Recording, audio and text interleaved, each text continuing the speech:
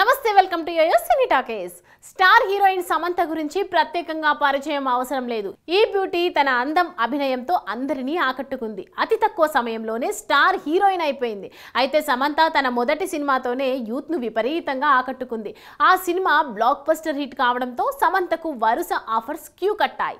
దీంతో వరుసగా సినిమాలు చేసుకుంటూ ఫుల్ బిజీగా మారిపోయింది. ఇక ఈ సినిమా టైంలోనే అక్కినేని నాగ చైతన్యతో ఈ అమ్మడు ప్రేమలో పడింది. దాదాపు 7 ఏళ్లు ప్రేమించుకున్న వారు ఇరు కుటుంబ సభ్యులను ఒప్పించి ఘనంగా పెళ్లి కూడా చేసుకున్నారు. 4 ఇయర్స్ పాటు తమ మ్యారీడ్ లైఫ్ ని ఎంజాయ్ చేశారు. ఇక ఆఫ్టర్ మ్యారేజ్ సమంత సినిమాలకు కాస్త గ్యాప్ ఇచ్చింది. ఆ తర్వాత మళ్ళీ సినిమాల్లో నటించింది. నాగ చైతన్య కూడా వివాహానంతరం సినిమాల్లో బిజీగా ఉండేవాడు. ఇక ఏమైందో తెలియదు కానీ ఇద్దరు కొన్ని అనివార్య కారణాలతో విడాకులు తీసుకున్నారు. విడాకుల అనంతరం ఎవరికి వారు బిజీగా ఉండిపోయారు. ఈ క్రమంలోనే ఇటు సమంతకు అటు నాగ చైతన్యకు సంబంధించిన ఎన్నో వార్తలు సోషల్ మీడియాలో వైరల్ అవుతూనే ఉన్నాయి. కానీ వాటిపై వీరిద్దరూ ఎప్పుడూ మాట్లాడలేదు.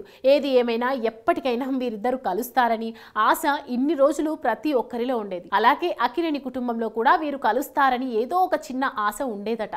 ఆ ఆశతోనే సమంతకు సంబంధించిన కొన్ని జ్ఞాపకాలు వారి ఇంట్లో అలానే దాచుకున్నారట.